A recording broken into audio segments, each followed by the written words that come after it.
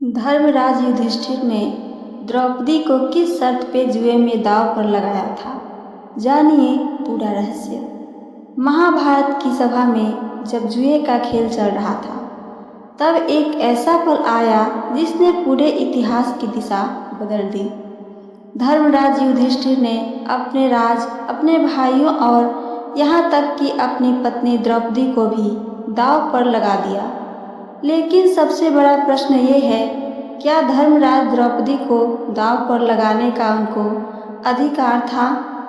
और अगर नहीं, तो उन्होंने ऐसा क्यों किया? क्या इसके पीछे कोई शर्त या रहस्य था? आइए जानते हैं इस रहस्यमय प्रसंग को विस्तार से। पहला, जुए की सभा की पृष्ठभूमि। धृतराष्ट्र ने शकुनी और दुर्योधन की चालों में आकर पांडवों को हस्तिनापुर बुलाया। उनका उद्देश्य था छल से उनका राज छीन लेना। इसलिए द्रुत क्रीड़ा की योजना बनाई गई, जिसमें शकुनी कौरवों की ओर से, युधिष्ठिर पांडवों की ओर से खेले। दूसरा, युधिष्ठिर के मन में द्वंद्व। युधिष्ठिर धर्म के मार्ग पर चलने वाले राजा थे। उन्होंने कभी असत्य नहीं कहा, न ही अधर्म का साथ दिया।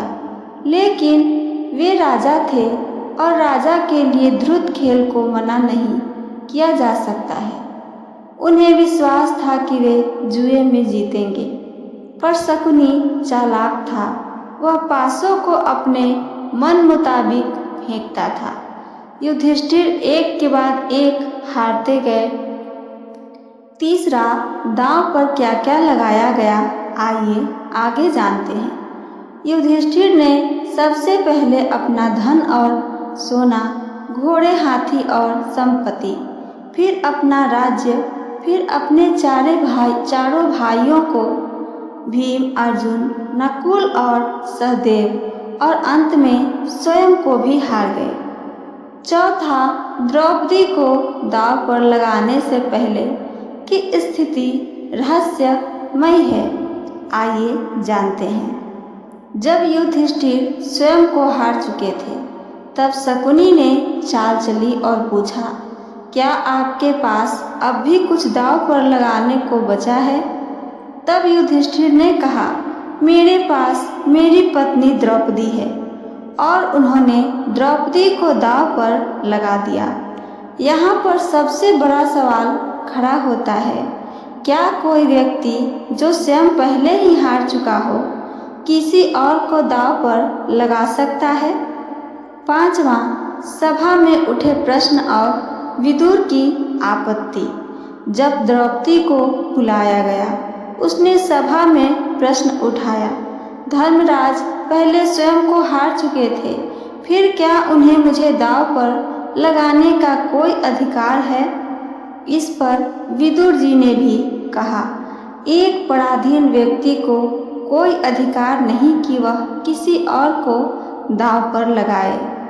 भीष्म पितामह, जो धर्म के गूढ़ रहस्यों को जानते थे, पर इस प्रश्न का उत्तर नहीं दे पाए।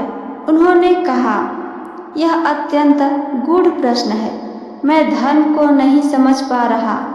छठा, द्रौपदी की शर्त और उसका साहस। द्रौपदी ने सभा में आने से इनकार कर दिया और कहा, मैं सभा में तभी आऊंगी जब मेरे प्रश्न का उत्तर मिलेगा। क्या मुझे दांव पर लगाया जा सकता है?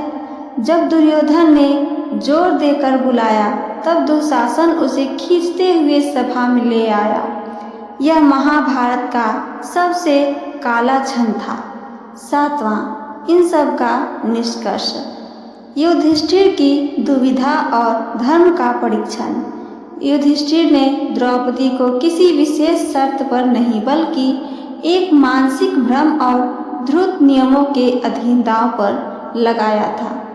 वह सोच रहे थे कि यह खेल धर्म का हिस्सा है और राजा को अपने वचन पर अडिग रहना चाहिए। लेकिन यह निर्णय ही आगे चलकर कुरुक्षेत्र के युद्ध का कारण बन गया। आठवां, भगवान श्री कृष्ण की भूमिका। जब द्रौपदी की मर्यादा खतरे में थी, तब भगवान श्री कृष्ण ने द्रौपदी की लाज बचाई। उन्होंने अंतहीन चीर उत्पन्न कर दुशासन को थका दिया। अंतिम भावार्थ क्या है, आइए आगे वो भी जानते हैं। युधिष्ठिर का द्रौपदी को दांव पर लगाना धर्म और अधर्म के बीच की रेखा को धुंधला कर देता है। यह महाभारत की सबसे बड़ी नैतिक चुनौती थी। इसने साबित किया कि केवल नियमों का पालन करना धर्म नहीं, बल्कि न्याय और सत्य की रक्षा करना ही सच्चा धर्म होता है। ये सब सुनने के बाद पूरा निष्कर्ष क्या निकलता है, आइए आगे वो भी सुनते हैं।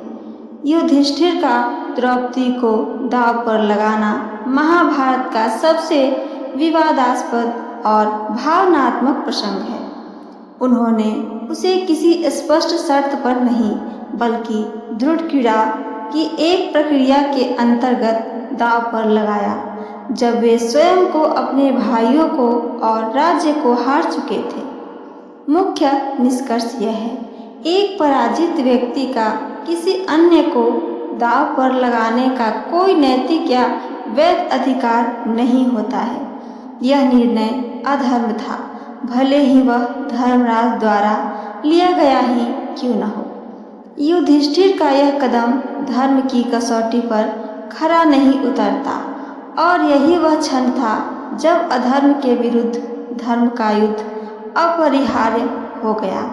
यह घटना हमें यह सिखाती है कि धर्म का पालन केवल नियमों से नहीं होता, बल्कि उसके पीछे की भावना, न्याय, करुणा और मर्यादा को भी समझना पड़ता है, और समझना अति आवश्यक होता है। तो ये थी मेरी आज की कहानी, जो कि महाभारत से ली गई थी। मेरी कहानी आप सबको पसंद आती है तो चैनल को सब्सक्राइब करके बेल आइकन को दबाना ना भूलें।